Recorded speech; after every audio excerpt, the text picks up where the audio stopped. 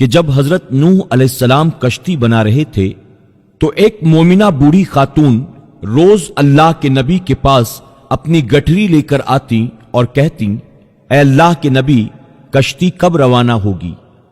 حضرت نوح علیہ السلام فرماتے، ابھی دیر ہے۔ وہ عورت شام تک بیٹھی رہتی اور پھر اٹھ کر چلی جاتی اور اگلے دن پھر آ جاتی۔ ایک دن حضرت نوح علیہ السلام نے فرمایا کہ اے عورت، جب جانا ہوا تو تمہیں بتا دیا جائے گا۔ وہ عورت واپس چلی گئی اور انتظار کرنے لگی کہ کب نوح علیہ السلام بلائیں گے۔ اسی دوران عذاب آیا اور کشتی روانہ ہو گئی، لیکن حضرت نوح علیہ السلام نے اس عورت کو نہ بلایا۔ ظاہری طور پر نوح علیہ السلام کو اس کو بلانا بھلا دیا گیا۔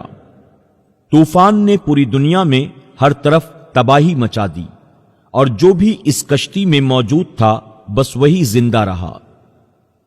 جب طوفان تھم گیا تو ایک دن حضرت نوح علیہ السلام کے دل میں محبت اٹھی کہ شہر کو دیکھوں جہاں سے میں چلا تھا۔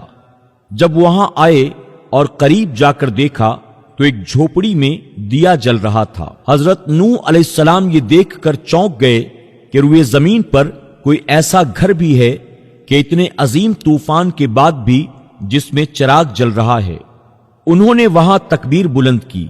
وہ عورت سامان لے کر باہر آ گئی اور کہنے لگی، یا نبی اللہ، کیا کشتی تیار ہے؟ چلیں۔ حضرت نوح علیہ السلام نے حیرت سے اس کو دیکھا اور فرمایا، رکو، کیا تمہیں کچھ بھی پتا نہیں چلا؟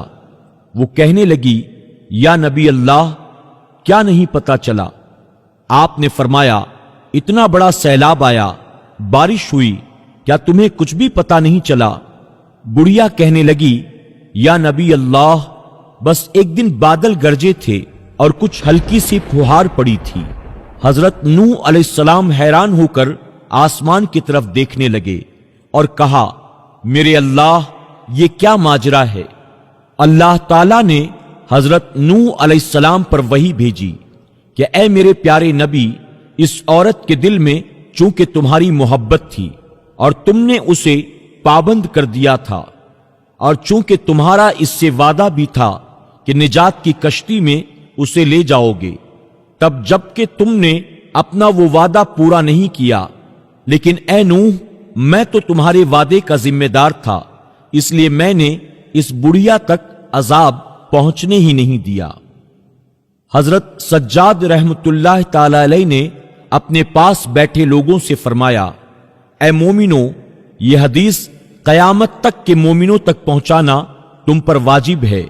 انہیں بتا دو کہ جس نے ہم سے محبت کی، قیامت کا عذاب ضرور آئے گا، لیکن جیسے اس بڑھیا کو پتہ نہیں چلا، مومنوں کو بھی پتہ نہیں چلے گا کہ کب قیامت آئی اور کب چلی گئی۔